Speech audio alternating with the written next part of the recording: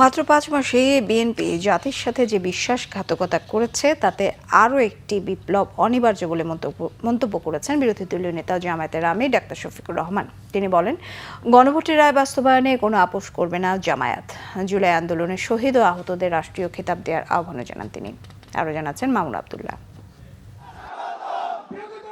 জুলাই গণ অভ্যুত্থানের দ্বিতীয় বার্ষিকী উপলক্ষে বুধবার সকালে জাতীয় মসজিদ বায়তুল মোকাররমের দক্ষিণ গেটে ১১ দলীয় ঐক্যের উদ্যোগে গণসমাবেশে যোগ দেন জামাত ইসলামীর আমির ও বিরোধী দলীয় নেতা ডাক্তার শফিকুর রহমান। বলেন, জুলাই শহীদদের নিয়ে ভাগ বাটোয়ারা বন্ধ করতে হবে। তাদের নিয়ে কোনো রাজনীতি দেখতে চায় না জামাত। আমাদের গণভোটের রায় মেনে নেন। ৭০ ভাগ মানুষের রায়কে অপমান করবেন না। অপমান করে বাঁচার পথ খুঁজে পাবেন না। জনগণের রায়কে যারাই অপমান করেছে তাদেরকে অপমানজনকভাবে পালাতে হয়েছে। বিকেলে রাজধানীর মিন্টো রোডের বিরোধী দলীয় নেতার বাসভবন প্রাঙ্গণে আয়োজন করা হয় জুলাই এখনো শেষ হয়নি শীর্ষক আলোকচিত্র। প্রদর্শনীটি উদ্বোধন করে জামাত আমির অভিযোগ করে বলেন, গণভোটের রায় নিয়ে বিএনপি জাতির সাথে প্রতারণা করছে। গত ৪ দিন ধরে বাংলাদেশের শিক্ষাঙ্গনের চিত্র আপনারা দেখতে পাচ্ছেন। কি ডিফারেন্স কি? একই চিত্র, সেই রামদা, সেই কিরিশ, সেই হাতুড়ি, সেই চাইনিজ কুড়াল, সেই হেলমেট, সেই বাইরের টুকাই, সেই বাইরের সন্ত্রাসী। শিক্ষাঙ্গনের পবিত্র অঙ্কনকে তারা কলুষিত করছে, রক্তাক্ত করছে।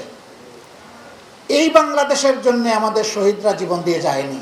এই বাংলাদেশের জন্য জুলাই যোদ্ধারা যুদ্ধ করে নাই।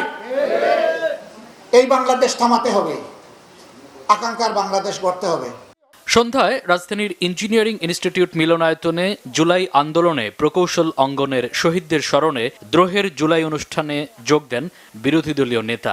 দাবি জানান, জুলাই আন্দোলনে শহীদ ও আহতদের রাষ্ট্রীয় সম্মাননার। আমরা একটা ঐক্যবদ্ধ জাতি চাই, আমরা ফেসিবাদের বিরুদ্ধে ঐক্য চাই।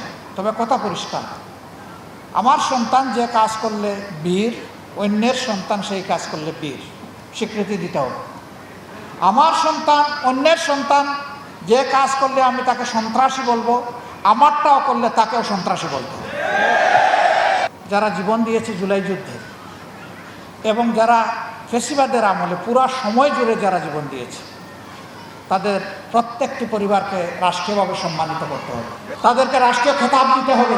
জুলাই যুদ্ধে অংশগ্রহণ করার কারণে যারা আহত পঙ্গু হয়ে এখনো কাতরাচ্ছেন দেশে কিংবা বিদেশের হাসপাতালে, তাদের সকলের সুচিকিৎসা নিশ্চিত করতে হবে, তাদের পুনর্বাসনের সম্মানজনক ব্যবস্থা করতে হবে। আমরা কোনো অপমানজনক ভিক্ষা চাই না তাদের জন্য। এখনো সময় আছে।